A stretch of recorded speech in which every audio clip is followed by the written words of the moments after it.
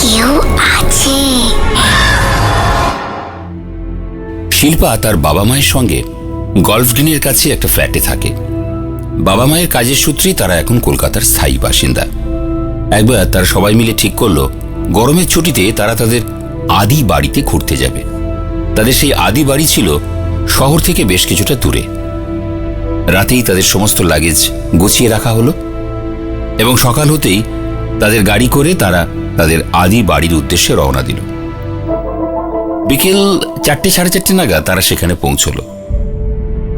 সেই বাড়িতে এখন আর কেউই থাকে না, শুধু একজন মালি ছাড়া। সে মালি আবার আর একদিকে কেয়ারটেকারও বটে। অনেক পুরনো দিনের বাড়ি। বাড়িটা বর্তমানে বাগান বাড়িতে পরিণত হয়েছে। আশেপাশে শুধু কয়েকটা বাড়ি আছে। শহরের একঘেয়ে পরিবেশে থাকতে থাকতে শিল্পা গ্রামের শান্ত পরিবেশে এসে যেন একটু শান্তি খুঁজে পেল। সন্ধেবেলা তাদের সেই বাড়ির ছাদে একা একা দাঁড়িয়ে সে গান শুনছিল। হঠাৎ তার চোখ পড়ে পাশের একটা পুরনো বাড়ির দিকে। কেউ যেন সে বাড়ির চিলেকোঠার দরজা ভেঙে বাইরে আসতে চাইছে। শিল্পা ভাবল কেউ হয়তো ভেতরে কাউকে ভুল করে আটকে রেখেছে। সে দৌড়ে সে বাড়ির কাছে গেল এবং বাড়ির দরজার সামনে যেতেই সেই শব্দ যেন নিমেষের মধ্যে থেমে গেল। শিল্পা এবার বেশ ভয় পেল। ভয়ার্ত কণ্ঠে সে জিজ্ঞাসা করল, কেউ কি আছেন বাড়ির মধ্যে? এই প্রশ্ন করা মাত্রই ভেতর থেকে কেউ যেন দরজাটা খুলে দিল।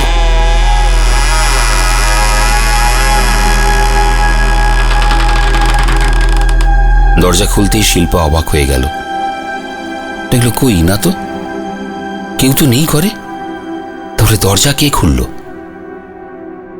সোজা সিঁড়ি দিয়ে উঠে চিলেকোঠা সে ঘরে গিয়ে পৌঁছল শিল্পা। সেই ঘরে পৌঁছেই সে বুঝতে পারল তার আশেপাশে কেউ যেন একজন আছে। কেউ যেন তার ঠিক চারপাশেই রয়েছে। প্রচন্ড গরমে তার যেন একটা ঠান্ডা অনুভূতি হতে লাগলো। সে যখনই ঘর থেকে বেরোতে গেল কেউ যেন তার পা শক্ত করে ধরে রাখতে চাইছে, কিন্তু সে কাউকে দেখতে পাচ্ছে না। অনেক চেষ্টা করেও শিল্পা সে ঘর থেকে বেরোতে পারল না। এরপর সে আরো বেশি ভয় পেয়ে গেল। হঠাৎ তাকে যেন কেউ ধাক্কা দিয়ে মেঝেতে ফেলে দিল। তারপরই শিল্পা জ্ঞান হারায়। জ্ঞান ফিরতে সে দেখল সে তার নিজের বাড়ির ঘরে শুয়ে আছে। তাদের কেয়ারটেকার কাম মালির কাছে জানতে চাইল পাশের বাড়ির ঘটনা। তিনি বলতে চাইছিলেন না।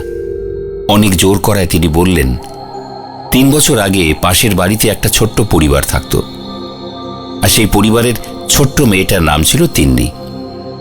খেলার ছলে ভুল করে সে জল ভেবে বিষাক্ত কিছু খেয়ে নেয় এবং তার কিছুক্ষণের মধ্যেই সে মারা যায়। সেই থেকেই ওই বাড়িটা বন্ধ হয়ে পড়ে আছে।